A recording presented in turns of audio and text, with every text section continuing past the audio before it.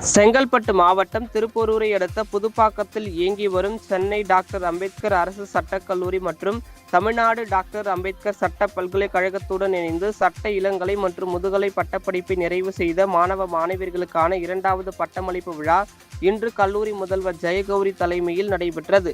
இதில் சிறப்பு அழைப்பாளர்களாக தமிழ்நாடு சட்ட பல்கலைக்கழகத்தின் பதிவாளரும் தமிழ்நாடு அரசு சட்டக்கல்வி இயக்குநருமான பேராசிரியர் கௌரி ரமேஷ், சென்னை உயர்நீதிமன்றத்து நீதிபதிகள் ஜெகதீஷ் சந்திரா மற்றும் சரவணன் ஆகியோர் கலந்து கொண்டு 600 இளங்கலை மாணவர்களுக்கும் 30 முதுகலை மாணவர்களுக்கும் பட்டங்களை வழங்கினர்.